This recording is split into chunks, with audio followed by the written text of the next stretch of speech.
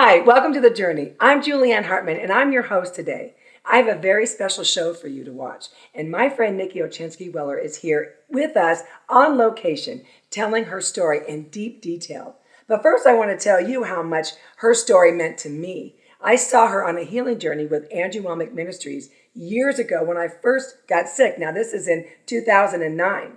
And her story was so compelling to me because our symptoms were so much alike that I watched it over and over and over. And every time I watched it, it built my faith more and more. So I am so excited for you to watch this interview, be involved with us, and have a great time. So welcome to the show, Niki. Yay, thank you for having me here. I'm excited. Yes, and you know what?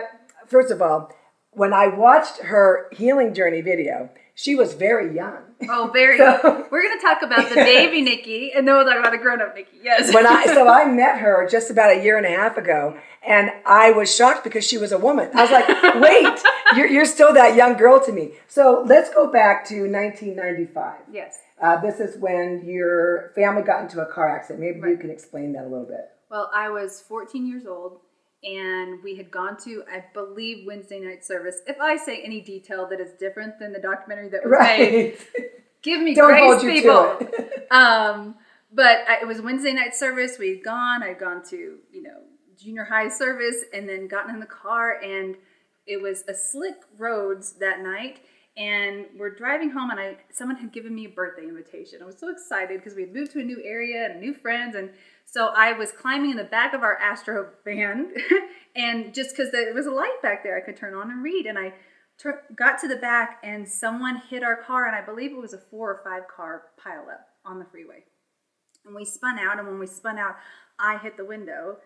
And so you were not in a seatbelt then? No, I was reaching for my seatbelt at the time. I didn't have one on. Oh, and this is 1995. It's not, we're much more, not like the 80s, but. And so I was reaching for it, and so I got thrown and slammed up against the window, and I knew I was hurt. And then the ambulance all came and everything, and I was taken by ambulance to the hospital. I remember the main thing was my mom climbing all the way to the back of the van to comfort me. My brother wasn't with us, and just singing, "I've got a feeling everything's going to be all right." Wow. Because fear was there, the opportunity to freak out was there. We knew I was hurt, but what we knew to do was to sing and to trust God. Right. So we did. Now, were your parents hurt? I have no memory of them being hurt. They might have been, but their kid was hurt worse, so they didn't mention it. Everybody got a ticket except my dad in that instant. Oh my gosh. And I remember being transported to the hospital, and they put me in a neck brace in my arm, and nothing was broken. They just said you were bruised all the way down to the bone on your arm and in your neck, and you'll recover. You'll be fine. So. Well, at 14. That makes total sense. Yeah, you're young. Right. You'll bounce back. That's right. Fine. Those slowly healed. Bruises take a while to heal. And so slowly that healed, but then a new symptom would come, like a random pain in my hip. That must have been in the spring, I went to youth camp. And we're at the youth camp, and I ran into a kid that stopped in the middle of the water slide, and I just slammed into the back of them and fractured my foot. And then after that, my hip started hurting. And it was like, what? And then one thing after another, to where my whole body hurt from top to bottom. I literally felt like I had flu all day long, which I know you know what I mean. Right, yes. It's like I had the flu all day long, new symptoms. I was walking around like an old lady. There were seasons where I didn't want to walk, period, or not on one foot, or my hands wouldn't work properly. And then those would come back in another part of me. It was hell. Yes, it was. Yeah. Especially being so young, and all your friends are, doing their thing, and you're out. I always get that image of you looking on the inside of your house out the window and seeing all your friends play. Yes. Well, it was, at that time, it was watching my twin brother leave. Oh. And literally go do the thing we had planned, and I couldn't go. Or just one canceled plan after another, and I wasn't depressed, but not being able to make plans, or eventually not wanting to make them anymore, because why would you want to cancel something again? Of course. Yeah. So now, did you go back to school? At that time, we were homeschooled, which was helpful. So I did school as long as I could. Sometime around the age of 15, because of the amount of pain I was in, my reading comprehension to remember the last two sentences I just read was gone, especially once I started getting on pain medication and sleeping medication, which a lot of sleeping pills are also antidepressants, right?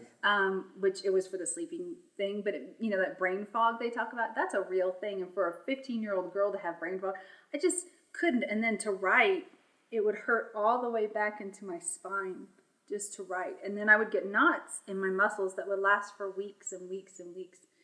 And so eventually school wasn't worth it. I wouldn't remember. So my dad says that I got on drugs and dropped out of high school. It's true. Context. His druggy high school dropout. Druggy dropout. Yes. Yeah. So now were you guys seeing a doctor this whole time? Yes. So recover from the car accident, then run into the kid on the water slide, and come back from summer camp. You're a kid. That's what happens. But then the pain started spreading. So we went to the general practitioner that everybody does, and she ran a few tests, and she said, "You're a homeschooler, right?" And I said, "Yes." And she said, "You must need more attention. Go home." Oh. Which, if you know my mother... Oh, and I do know her mother, Chris. Didn't go well. My mom's like, no, something was wrong. I'm so thankful that my mom believed me. Yes. She believed me because a lot of chronic illness, you cannot see it. Right. And it was really hard, especially I'm extroverted. And so when I would be around people, I would sit there and talk and be kind and everything, and they would never know how much pain I'm in. Right. And they would leave, and I would go over and cry to my mom what was going on. And so I had adults question, well, she was fine when everybody was sitting here. Right. And then it was hard. Girl, I did the same thing. We had our two daughters. They were young. Yeah. In junior high and high school, and I had to keep going. Yes. And it was one of those things. I didn't have my mom to cry to, right.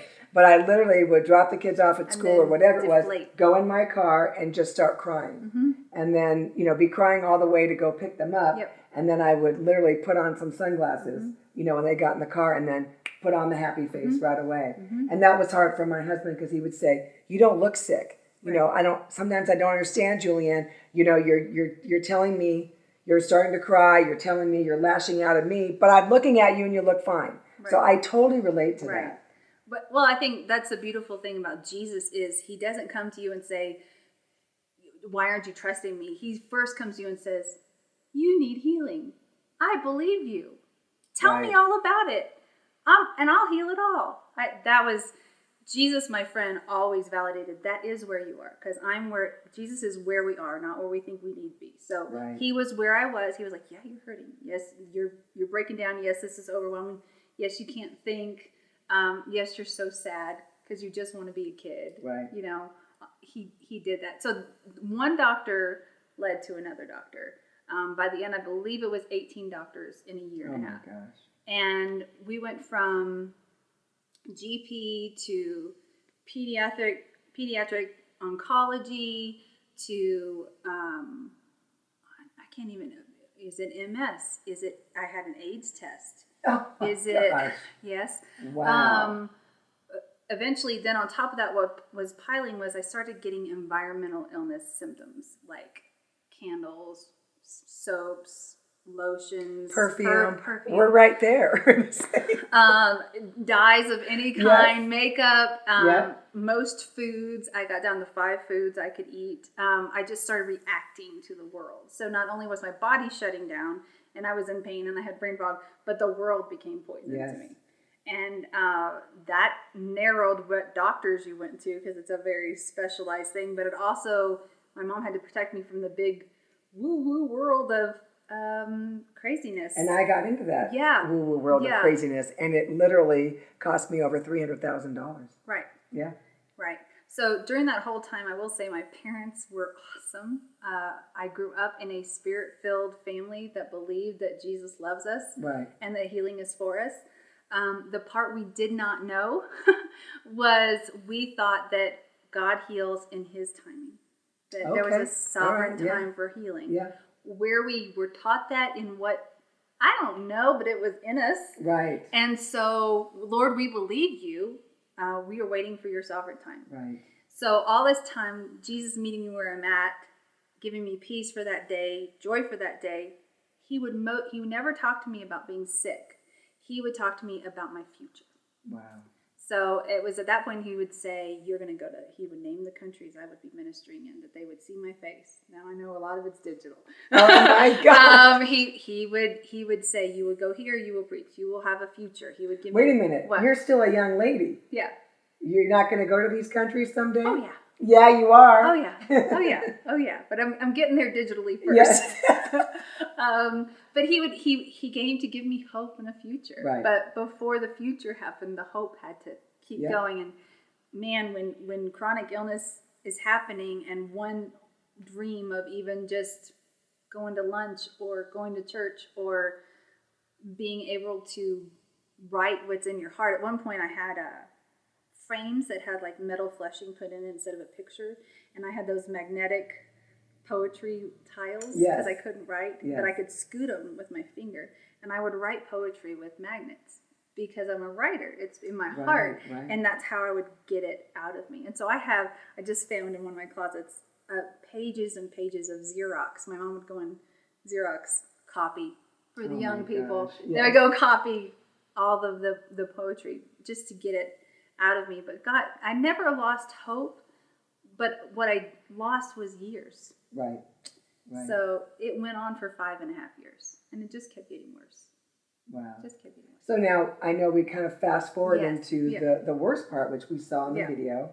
And then, so you were seeing, he was more like an alternative doctor, more naturopath doctor, chiropractor. Yeah. Yes. And wasn't he the one that said, I really have nothing else I can do for her? Yes.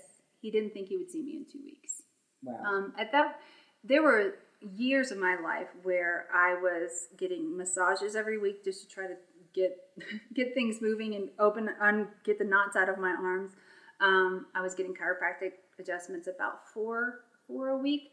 We found out that my connective tissues were like Swiss cheese because they found formaldehyde in my blood that had eaten through them. So if you hugged me, my ribs would pop out. Oh my God. Yes.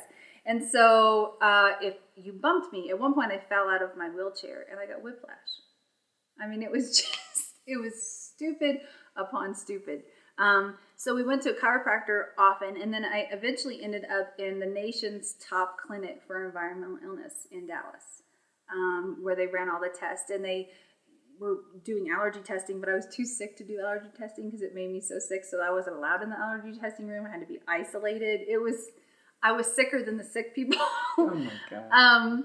And while we were there, they gave me an IV that had like vitamin A, vitamin B, vitamin D, CoQ10 for your heart, which was liquid gold. It was hundreds of dollars per thing just to my heart. They gave me that, and within a day, all my musculoskeletal system just went kaput. I lost all my muscle tone. It was gone. I was allergic to half of what was in that bag, which were just foundational nutritional things for life. And so they were doing physical therapy on me. I was taking ALS shots, which is where they take your own blood cells and they take it out and they make a serum to reboot your immune system. It's what they give HIV patients. Okay. Yeah, that was my life. And we were going to that clinic 5 days a week. And my parents, though, were telling me, you will have a hope in the future. Yes. You will have a future. Let me backtrack. Before that, the rheumatologist had put me in a care group, I guess, a therapy group for people who have fibromyalgia. At that point, that was what we were targeting, of all things. And this group was mostly made up of 50 or 60-year-old women. Yeah, I was going to say. Because that's what fibromyalgia mostly gets, older women. And one of the prerequisites for being in this group that had physical therapy, occupational therapy, medication, and all this was a therapy, group therapy. Let's all get together and talk about it. And my mom was like heck, my 16, 18-year-old daughter is going to sit around with all these women who were sick and talk. Right. My mom helped guard my heart to not see myself as sick as much as I did, but to guard me from, we're going to learn to live with this. Well, she didn't, of course you saw your friends who weren't, but then you don't want to look at you 25 years down the road, which would be with the older women. Oh, absolutely. Yeah. Wow. Yeah. Okay. Yeah. So in that, they said, okay, you don't have to take that, but you do have to do the one-on-one with the therapist. Okay. So she taught me biofeedback, which is a perfectly reasonable way. You slow down your breathing, you learn how to relax your body. That's all fine. But I just kept talking to her about my Jesus. And so how does that make you feel? How does it make you feel that your brother drove your first car and you didn't? How does it make you feel that you've never been on a date? How does it make you feel that you can't eat foods? And I'm like, but Jesus, and I would just tell her what Jesus had told me that week. I went to 3 or 4 of the sessions that I was supposed to go many weeks. And I came in and she said, here's your letter, you're excused. I'm taking a sabbatical. I need Jesus. So she left her job after I talked to her for a few weeks and went to find Jesus. So that was good. That was Jesus can be your therapist. Absolutely. So now tell me what he says. He is the counselor. Yes, he is the counselor. So what now? Tell me about your experience now with Jesus. Because I know that we did see in the video that you were having maybe I don't know if it was daily talks, but it was quite frequently. So really go into more detail because we have all the time in the world. All the time in the to world. Hear from Niki. So many details. Okay. Well, what you need to know about me is I've known Jesus since I was 4. And daily talking to him moment by moment is normal. That's just my life. Right. It's always been my life. Seeing into the spirit realm has always been my life. But when I was sick, instead of just seeing angels, which I remember being in a therapy pool, getting water therapy, and I look over and there's 3 angels going, go, Niki, go, Niki, God meets you where you are. That was awesome. But I was at the clinic. I had an IV infiltrate, which is where instead of it going into your vein, it goes into your nerve shaft, and they shoot liquid into your nerve shaft. It's the worst pain you can ever imagine. Oh my God. And they're trying to get it out, and I'm freaking out. And everybody ran because I screamed so loud, and 3 nurses couldn't help me. And a big crowd came, and I saw somebody behind the crowd waving, trying to get, Niki, look, and I'm like, who? And it was Jesus. It was Jesus. He's a lot more Arab looking than white Jesus in the pictures look like. But it was my Jesus. I knew him. I've talked to him my whole life. Right. And Niki, look at me. And he goes, and I went, and it was fixed. It came out. It was gone. Now, I wasn't instantly healed that day, but I looked at him and slowed my breathing to how he was breathing. And then when you get close to death, you have tremors where you shake and seize. And I started that towards the end. And I was laying on a medical table because real cushions, like there's styrofoam in the seat I'm sitting in, I couldn't sit in because I would react to it. So I'm laying on a metal table with a cotton blanket, and I'm having seizures and tremors. And my mom thought I was going to fly off the table because I was convulsing so much. And that was the day that Jesus walked in. And I remember him rounding the table. And he got down in my face. And I saw one cheekbone higher than the other. And I saw part of his jaw had been ripped out. And I saw gashes on his neck. And then ran around me, lifted his tunic, and he showed me the stripes in his back. They're about that wide, Julieann. Just where the scar is from that. He showed me his hands and he showed me his feet. And he said, it's all paid for. It's all done. It's paid for. It's done. And I went, it's done. Okay. So what he was doing was he was building not just my trust in him, but my understanding of how finished it was. That I wasn't waiting for it to be done, that it was done. I stopped convulsing that day. And then, it got worse. And then it got worse. By that point, I'd been in a wheelchair for over a year. I couldn't feed myself. I couldn't bathe myself. My parents' church had in the gym at one point had been a daycare center for elderly people with special needs, and so they had a shower in the gym. And so my mom would take me to the shower at the gym and wheel me and put me in and bathe me. And I remember her shaving my legs and brushing my hair that was really short because I couldn't take care of it. And I remember my brother feeding me peaches with a fork and playing guitar for me. How old are you now at this time? 19. Yeah. All my adolescence was gone. Yeah. Yeah. And I was waiting. I was waiting for the sovereign time of the Lord. Waiting for when that time would happen. Now, and just a question, were you reading the Bible? Were you? I didn't read for years. Oh, that's right. Was someone reading to you? Yes. Okay. My brother had also made a sign in my room. At that point, the room was covered in foil to keep the outgassing from things. Right. You know, like when you get a new car, it smells so good. That's outgassing of chemicals. Yeah. And so it smells so good now. So they covered the floor in foil, and there was a bulletin board in there because I was living in my parents' dining room at that point because I couldn't go up to the second floor of our home. Oh, okay. So they walled off the dining room, and there was an old bulletin board in there from when we'd done school in there. And Tripp had written a sign that said, "I am healed." And on it were healing scriptures all over it. And so at one at a time, I meditated on the promise more than actually the written word of God. I meditated on what he had promised me because there's a lot of people that they can't, they're trying. Right. But we kept the word in audio tape playing and scriptures, and we just guarded. We guarded who was loud around me, who was saying what around me.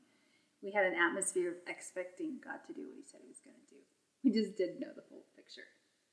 So then when you're saying that you guarded, now what about the rest of the family? Do they all believe the way you did? Yeah. Were they coming, not your immediate family, but the external family of coming in and, did your mom, was she like, playing, the defense here to guard against people coming in, saying things to you, or even doctors? Even doctors. The hard part was usually the doctors were there with me and my mom. There wasn't a filter. There wasn't a two-step authentication here. Okay. So the doctors would say the thing, and then we would drive home and debrief and talk about what God said and talk about where we had peace, what we would agree to do and not agree. But certain people coming in, most people were just a suck. They just sucked the energy out of me. I was just in survival mode. And so mom would keep those people who just wanted to come. I just want to come and pray for you so that I feel better and like I'm doing the good Christian thing. And then we had well-meaning people who, I want to stand with you. I love your family. I'm going to bring you a lasagna and leave you alone. I'll go pray for you in the other room. Right. That was more helpful to me. It was more life-giving for me, for my brother to have Nerf gun wars around my sick bed and laugh my head off than for people to come in and just shundai the day away. It was like, it was not. And so my mom saw what was giving life to me. And I know that doesn't sound super Christian. It doesn't sound like the Bible. It brought me joy. It brought me joy, and it was like, let's go back to the truth. But man, the close friends that we trusted with all the details, less than a handful. Less than a handful. Is there anything that you can share with just, with the audience of things that you were, like any lies that were being spoken to you that you were hearing? Oh, yeah. And then, because that's why, a lot of times we start to hear things in our own hearts and it scares us. And so that's why I like to share these things with our audience, because then it makes you feel like there's really that we all kind of experience that. And that as our friend Nichole Marbach says, you're not a defective Christian. No, you're not. During that time, a lot, the enemy would come and tell me, yeah, you're not going to die, but you're always going to be debilitated. And what you're going to do is you're going to show people, you're going to be just showing people how you can live in joy even though you're in constant pain. Wow. You're going to be known for your joy, though you're going to hurt the rest of your life. He would also say, just so you know, you are never going to have a guy that likes you. You are never going to find a husband. You're big from all the steroids, and you're awkward because you weren't around people growing up, and you didn't need. I remember I was 18 and someone said, I just went to Barnes & Noble and got something, and I said, what's Barnes & Noble? Oh my gosh. Because I had been home. Right. I just didn't know. I'd never ordered a pizza on the phone before. I mean, there was just so much, and so you're always going to be awkward, or you're not going to be well-spoken, or mainly because we're talking about a kid here. Yeah. I think as an adult it would be different, but what he tormented me with was my lack or perceived lack of being part of the world. And your future as an adult. And my future as an adult. And now I talk to people who are chronically ill and young, or who have been chronically ill through their youth, and the slide into, it scares the heck out of me, the idea that, okay, I'm not going to be on disability anymore. Right. I'm going to have to get a job. Yeah. I'm going to have to go live a life and not have the crutch, for lack of better words, of, sorry, I don't feel good today. No, this is on me. Sink or swim, sweetheart. It's scary. That's scary for a well child, yes. Let alone, a grown adolescent. But to go from, I went straight from being a kid into I should be starting to learn to fly. I should be starting to learn who I am apart from my parents into chronic illness. And so the mental almost being a baby again. Yeah, you have to be cared for. Yes, exactly. Yeah. Exactly. And so that was the tormenting part for me. But even grown-ups who have chronic illness, it goes on so long that you forget who you are apart from the illness. Yes. Your identity becomes as my diabetes, my cancer. It's who you are. Yes. And so the enemy will come, and he certainly tried with me to torment me with, this is a part of who you are. Who are you a part of this? If this went away, you wouldn't know what to do with yourself. If you got up and walked, do you know how much is going to be expected of you? It was scary. And I hear that in a lot of people, and that's because we're humans. Absolutely. And, for me, I would hear, you're never going to be able to do the things that you want to do in your life.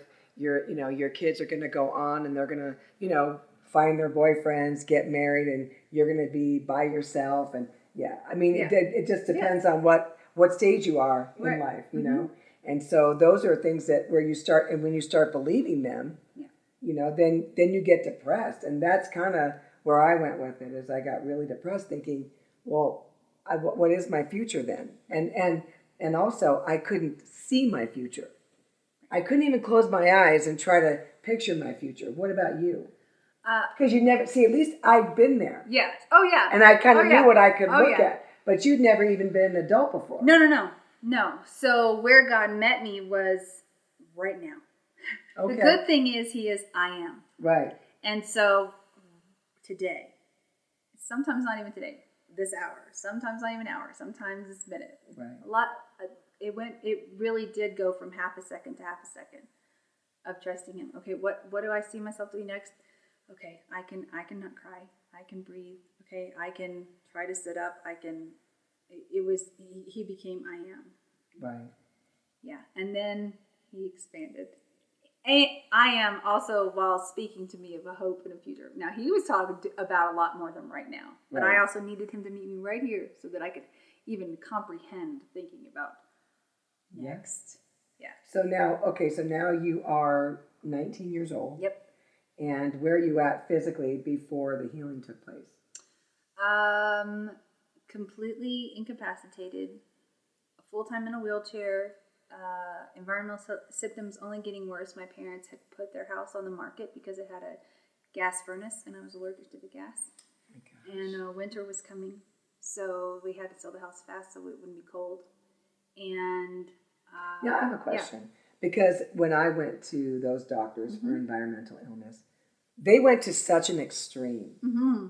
And when you don't know, you'll start believing anything and everything. But there came a time, and again for me, because I was the adult, where I said, this is not going to happen anymore. Right. Like, that's when I had to start saying, no, I'm not going to be allergic to air. Right. And that's where they were kind of going. Yes. Was, next, Julieann, you're going to be allergic to the air, and so that's when I just had to draw the line. But being the fact that you had been sick for so long and now you're 19, it's not getting any better, and you're hearing all this stuff. It's almost impossible that you did get healed. Oh yeah, absolutely. Yeah. One of the main missing pieces for me, one, based on my personality, but two, I think my youth, because this has changed with age, I must say. I did not embrace or foster, what is it, to anger and not sin? What is it when you're angry and you're not sinning? What's the word? Oh, I lost it. You can get angry and not sin. I did not get defiant at this thing. Okay. I didn't. And it wasn't that I was rolling over and dying. It was, one, not my personality, two, gone on so long, youth. But God wanted to restore that in me of, what the hell? This is not God. This is not, no. I've seen God restore it in me and in other people, and then their healing comes of, no. Right. No. But somehow the dominoes of chronic illness just kind of build, and before you know, there's a castle there, and you're like, I should have resisted at the first domino. Isn't that the truth? Yes. I heard Andrew Wommack say one time that someone had come to them with many symptoms and many things that were going on. And he just said, how did you let all that happen? Yeah. And at first I was like, well, that makes me mad. Yeah. And then I went, oh, wait a minute. If I could have, and from the very beginning, started saying no. Yeah. But I didn't know no. I didn't know no. Yeah, we just didn't know. And mine, I did understand healing because I would pray for people and they would get healed. We did come from a church that said, you come down, we pray for you, you get healed. I see people fall out. Wow, I did that for many years and nothing helped. Right. I'd get up and I'd be like, and here I would be, check my body. Am I, oh, no, I'm still sick. And so I would literally talk myself out of it every single time. I did a lot of checking with my body. Mm-hmm. You get up and, what's it like today? Yes. How's my balance today? Are my arms working today? Are my feet working today? How do I feel? Oh, how did that make me feel when I ate that? A lot of checking with my body. Yes. I think more than checking with the promise. Well, again, so we get caught up in this spiraling, tornado of what's going to be next. Yeah, and it happens before you know it. I mean, I get it. I used to lay in bed and think, what's it going to be today? I mean, literally, and it's like, gee, Julieann, maybe you should have changed your vocabulary. It's like, but I would sit in bed with my eyes closed going, okay, what's it going to be today? Yeah. But I wouldn't even stop myself because I was feeling so low and so bad. But God, so he changed everything. So let's go into now how bad it got before it all ended. Right. So we're selling the house. I'm incapacitated. My mom's my full-time caregiver. We put in all the paperwork in for full-time disability, lifelong disability from the state of Texas. That had to kill your parents. Yeah. Yeah. Who would ever? How can you do that with a child? It's just, that's just beyond me. And we're going to the clinic 5 days a week. And my chiropractor at that point, who was the closest to me, he really didn't expect to see me in 2 weeks. Now, I remember death coming. Mm. There's always a choice. Yes. There's always a choice, life or death. But I remember death coming, and that's when my feet started turning in. When you die, your feet start turning in. My hands, when I would rest, I can't do it now because I'm alive. But there's a way my hands were going. And I remember going, wow, that doesn't look right. And I was dying. Mm. But God. But God. My mom was my full-time caregiver, and she had wanted to go to, I think, a Sunday night, Wednesday night service. I don't know. And Andrew Wommack had been going to my family's church, and she wanted to go hear him speak. So she had a pager. This is back in the days of the pager. This is 20 years ago this November. She was going to church, which was 10 minutes away. She said, if you need to go to the bathroom, page me, because, Dad, not so much. Right. And she went there, and he started teaching on grace and faith. And I remember my mom saying, I'm so disappointed. I've heard grace and faith a million times. Right. Can you please say something new? But she heard what he had to say, and it sunk in her heart so deep that she got the cassette tape from the back of the church, and she ran up to the front when I finally did page her, and she cut in line in front of everybody, which if you know my mom. Yeah. She's like, I can see your I'm sorry, but I have to. That is a mama bear. Yes. She said, Andrew, my daughter's not here, but she needs healing. Would you please come over to my house and pray? Now, don't call Andrew and ask him to come to your house. This is 20 years ago. He said, sure, I'll come tomorrow. So she came home and she said, I want you to listen to this tape. And I said, can I please listen tomorrow? I was tired. And she said, okay. And so I listened to it in the morning and I went, you mean we can receive our healing at the same time we receive salvation? Wow. It was all done at the same time. It's not a separate thing. I didn't know it was all in the same gift basket. Yes. I didn't know it. Wow. It changed everything. And so the Jesus that had been coming to me and saying, darling, it's done. It's done. And the scriptures that, of course, Andrew's like a bibliography of scriptures. Right, scripture. I'm like, oh, yeah. And that's what Jesus said. Oh, I didn't know. Yes. So we got dressed that day and I remember thinking, oh, great. Now I have to put on a bra. Because someone's coming over. Getting clothes on. Clothes were even. I mean, even the tags in clothes would make me want to rip my skin off. She got me dressed. And I remember my mom brushing my hair and saying, Niki, this could be the last time I dress you. Oh, my gosh. And I said, no, Mama, on my wedding day. Okay. So she said, okay. And so Andrew came over that day, along with our pastor. And I was laying in our plastic lawn chair that had outgassed, that was covered in foil, that had blankets, cotton blankets on it that they could use to raise and lower me in the living room. And he walked in and he said, "Hi, my name is Andrew, and I believe you're going to get healed today." And I thought, well, you're confident. Okay. And I said, "I do too." And I literally was shocked that I had said that. I had stopped saying I'm going to have pizza for lunch. I had stopped saying I'm going to be able to go to the bathroom by myself, let alone say I'm going to get healed today. I mean, like, you don't say that. Right. But my heart, that means from the abundance of the heart, the mouth speaks. Yes. So clearly my heart was like, and we're going to do this. Because all the things, Andrew said to me once, "You could have been healed 5.5 years earlier. You didn't have to wait." And I said, "That's true."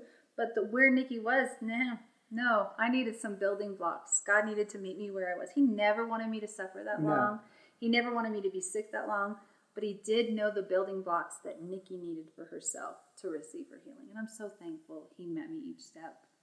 I needed him to, because we all have different thought patterns that need to be erased, different ideas that need to be erased, new ideas that need to be introduced. Yes, but the old ones, the old religious ones, man, those are like, you take a jackhammer and you dig up old concrete. Yes. That's about what happened. That's what happened to my brain. Yes. Yeah. Yeah. And for me, it was swimming out of the fog. Yeah. So he came and he laid hands on me. And it was just a simple prayer in the name of Jesus. He didn't know what was wrong with me, Julieann. He didn't know. They didn't tell him anything. He just saw a sick girl in the bed that was really white, you know, like now. But I'm laying there, and he's just praying for me. And I saw Jesus again, but I saw myself up in the spirit and walking towards Jesus. And I didn't dream. In my dreams, I didn't walk anymore. In my dreams, I couldn't sit up anymore. And so me seeing myself walking, and I walked up to Jesus, and I saw him just stripping away layers of my skin, not in a weird way, just peeling back layers. And by the time he got to my feet, in the physical, I felt so strong that I threw the blanket off of my legs, pushed Andrew away. Now I could barely lift a remote control at that point. Right. And threw my legs over and ran to my dad, like stood up. It was incredible. God, too bad you didn't have a video of this. Where was the iPhone? Where was your brother? He was up in his bedroom playing guitar. He didn't know. Just somebody was coming over to pray for Niki again. He was upstairs. And then I turned to walk to my mom, and I was really shaking. It was like none of the muscles were working with each other. Or it's like when you ride a horse all day long and you get off and you're like, whoa. And righteous indignation found it. Okay, I had righteous indignation, meaning to be angry and not sin. Right. I was ticked, and that's the nice word I can use. I was like, I don't want to shake anymore either. No. And Andrew goes, "That's fine. Piece of cake for Jesus. In the name of Jesus, don't shake anymore." And I walked smooth as day to my mom. And it was, we just freaked out. My mom runs to the end of the stairs, "Trap, get down here. Niki's healed." And he's like, I remember him saying, I thought, "No way." Like, no way. And he comes down and I'm standing there and he just looked at me like, "Oh my gosh, you're standing up. You look like a human." I was instantly from the top of my head to the bottom of my feet healed. Nothing left. So did you start trying things out? How freaky was that? The weird part is it didn't feel weird. Okay. It felt like I had never been sick. It felt like we went to Fuddruckers to eat big, greasy, awesome burgers. And I remember walking to go to the restroom, and they were cleaning it with bleach. And I walked in there and smelled all that bleach. It was so great. Oh my God. It was so great. And then I went home that night, and we just played and laughed, and were so excited. And we went to bed, and then I remember my stomach feeling kind of upset. I was like, my stomach's kind of pinching, and I was like praying against it. And all night long, just my stomach. I'm like praying against it. I'm like, Lord, you just healed my whole body. Why does my stomach feel that way? And finally he goes, "You're hungry." Oh. I forgot what it felt like to be hungry. Gosh. Oh, I'm hungry. Oh, so I got up and ate. Well, what is it like, though? This is so freaky to me. I know. What's it like, though, to be in the wheelchair for about a year, you said? On and off. Yeah, well, full-time for a year, and then before that, on and off. Yes. Okay, but right before you got healed, so long. That now you're not in it, and you're walking, and you're conducting your life. Like, did you just go, like, It's always kind of like this to me. It's like, when someone has a home birth Yes. and they don't go somewhere to do it. Yeah. And now it's just kind of There's there. just a baby there. Yeah. And you're like, okay, what do you want to eat for dinner? And let's put on Netflix. Yeah. You know what I mean? Yes. Like how it felt that way. did it? It's like your whole life changed Totally. in minutes. Totally. It was like, okay, what can we do next? What can we, let's take all the seats out of the church van and put 15 kids in it and right on the freeway and get jumbled around and then go do a lock-in. Let's go do that. Let's travel. Let's party. Let's stay up and eat pizza. What did you do that first morning after? Do you have any recollection of just laying there really going, happy. Well, I could get out of bed, and you just, like, you don't remember that? I just remember 20 years ago, Niki. Remember 20 years ago. I just remember waking up and walking down the hall to my mom and spinning. Like, when you put on a new outfit and you're showing up, I was just showing her, look at this. Gosh. Look at this. And then it led into, like, 2 days later, we found defined muscles on my whole body. Like, oh my gosh. Like, where did these come from? I just remember us laughing a lot. Laughing. Like, this is amazing. But then I also remember running back to the Lord and going, I just didn't know. Yeah. And him going, I know. I built it so you would believe me when I finally brought the whole. Yes. Because if you had told me that teaching on grace and faith 5.5 years ago, the building blocks weren't there for it to be the straw that broke the camel's back. Right. Everybody's different. Yeah. And so I'm so thankful that he built that so that I could receive. Now I have a question. It's kind of personal. Okay. But were you becoming a woman while you were in the wheelchair? Like, yes. How did that? Were you getting periods? Were you? Infrequent periods, which God later healed. In frequent periods, I was developing curves. I remember at one point I went on a steroid and a sleeping pill at the same time. And it made me gain 30 pounds in 2 months. Oh, my gosh. And I got stretch marks here and other places not to be mentioned. And then after I got off that, I lost some of the weight, but some of the curves didn't go away. Because I was so that was a big mental struggle for a girl to go into that. And then I didn't know how to reconcile that. So after I was healed, it took a couple years to really reconcile and embrace being a woman now. Right. Mentally. Like, I'm a woman. Oh, wow. There's wonderful. You went from 14 to 19. Yeah. That's a big difference. Now, what did you do about getting a license to drive? There was a remission period when I was about 17 or 18 where I could do short drives. And so I had gotten my license during that. And then my arm stopped working again. And I got foggy again. And it was like, you're not driving a car. Right. And so it was somewhere in there. I don't remember. And then, so I did have a license. That was good. So I immediately started working at the church afterwards and driving myself. That was a trip. That was so neat to go through drive-thrus and get stuff to drink and I bet. Eat and all that stuff. You got your independence back.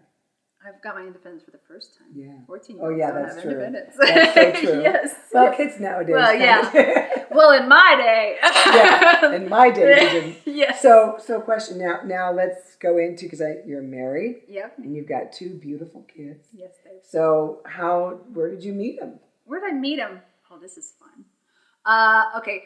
My husband, Mark, has been partners with Andrew's Ministries since he was in college. He used to send away for the free cassette tapes 3 of them a week.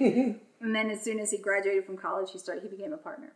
And so the first healing journeys that was made was my healing journey. And for every partner, they sent out a VHS tape of my healing to all the partners. And he received that as well as his mom. His mom had watched the healing journey, and they had recently moved to our area and said, hey, we know what church they go to. They believe like we do. We should go to that church. And Mark was like, okay, he hadn't seen the video yet. And then he went to the church, and we met, and all he says is, you had on a yellow dress and look real good. That's all I know. And then his mom said, you should watch this video. It's that girl you met. And he watched the video, and he said, I fell in love with you when I was watching the video because you told me about the Jesus I know, and not many people can tell me about the Jesus I know. And so, long story short, for another day, we met and married in 6 weeks. Oh my gosh. Actually, we got engaged a week later. Then I needed to come to a pastor's conference here in Colorado, so we put it off for a month, and then I got married. So don't do that unless it's Jesus. So what about your parents? They met and married in 6 weeks, and they were 10 years apart. Mark and I are 12 years apart. Okay. They didn't have a leg to stand on. This is true. God gave me a scriptures to stand on. But see, I thought when I got healed, I wrote an essay and everything. I got accepted into Colorado Bible College, which was Colorado Bible College. Yeah, now it's Charis. Right. I was going to be going the following year because my brother was getting married, right. and I wanted to be around and I wanted to party a little longer. And I thought that's what I was supposed to do. Like, sure, now you're the girl that got healed. Right. And it's time to go minister. And now you're going to go do that for a couple years and then go to the mission field and not come back. Like, that's, right. Of course, that's the plan. That's the yes. plan. And then this beautiful, handsome guy that knows Jesus and knew the word better than I did and had a better foundation in the grace message than I did come along, and God said, here's your mate. It's like, okay. So we got married, and I kind of went away. I would speak at conferences here and there's little, but mostly I went away and figured out what size clothes I wear when I eat real clothes. When I eat real food, I figured out who I am apart from my parents' home. So you were living at home, mm-hmm. and you married him, and you moved right in together, of course. Yeah. So you really didn't have any. There wasn't a transition. Skills. Yeah. Right. I remember ordering a pizza for the first time after I was married. I remember Mark teaching me to balance the checkbook, which then I found out that I transpose numbers in checkbook. That's a whole other issue with Jesus. Yeah, I learned life skills. I remember I took years to learn how to sew. I learned how to cook. I learned how to be, what am I good at? Right. What do I like? I knew who I was in the spirit. Ask me who I was in the spirit, and I could tell you all day long. But to ask me who I was is just Niki, What is Niki like? Well, I don't know. Let's find it out. And God in his kindness, if that little girl had gone to Bible college, gotten more of the word, which is good, tells you who you are, but not figured out who she was as a person, I would have been a Pharisee. Really wouldn't. I would forget what the sheep smell like, and my love would not be balanced. The interesting thing is, in the years preceding, almost immediately, every few weeks or few months, Jesus would come to me regularly. And my eyes would be fully open, but in the spirit, I would see him walk up, and he'd put out his hand, and there would be a memory in his hand. The first car I never drove, the boy that never found me cute, the friends I wanted to be with, the things that 14, 15, 16, 17-year-old girls grieve, right? Yes. The perception of the never figuring out what I liked, or even had self-esteem in a lot of areas because I just didn't do the things to build the self-esteem. Right, so this memory was come, and I would feel every emotion associated with it. Everyone. And Jesus would then hand out his hand and go, "Will you give it to me?"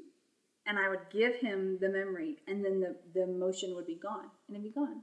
And what he was doing was walking me through grieving what I had lost, and giving him the burden of it, because I had carried it with me. And I gave him that piece, and then I'd give him this piece. And sometimes it was also reforming even more my identity, because my body was fully healed, but mentally I was still processing what I had walked through. Right. And so the great exchange of who I was always called to be and who I've now been redeemed from, they had to be merged together. Right.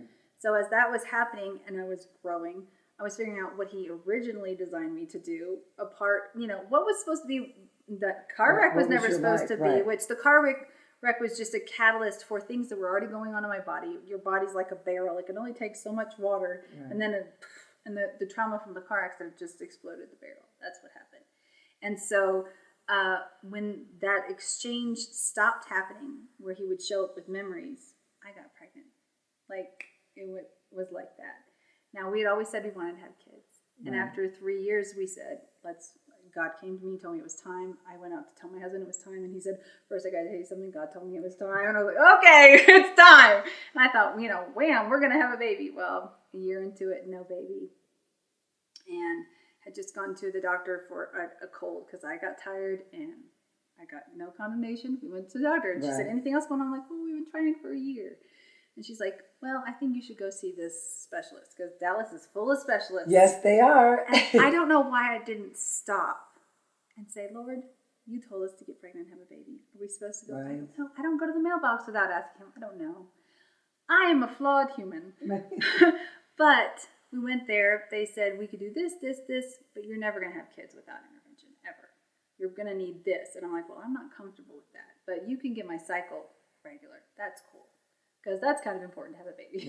Right. He put me on base drugs and some shots. And I remember us traveling at that time doing shots and for 3 months, 3 cycles, and no baby. And I lost my cool, man. I lost it. I pictured throwing a box at my husband's head. I went to drive to the bank here and went to the other side of the Metroplex. I mean, I was just hormones, man, hormones. They're very dangerous. And I was going to sleep when I was almost asleep, and Mark said, "Nick," and I'm like, "What?" That happens. He said, "God told us to have a baby," and I said, "Yeah," and he said, "He didn't tell us to get on drugs and have a baby." And I was like, "I don't want to have a baby with me." He's like, "No, we're still gonna try, but you need to be strong and whole and stable to have this baby. That's what God wants." So we stopped all the drugs, and I got leveled out. And 7 short years later. Oh my gosh.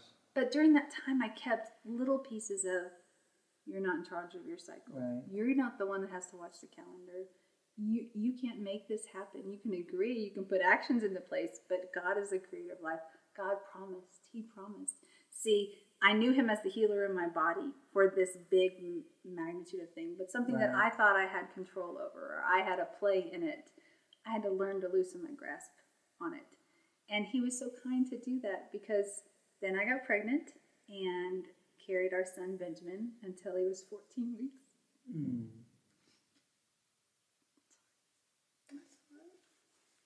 And then we lost him. And during that time, I had gone to the birth center that I always wanted to give birth at, because this girl is not going around doctors. No.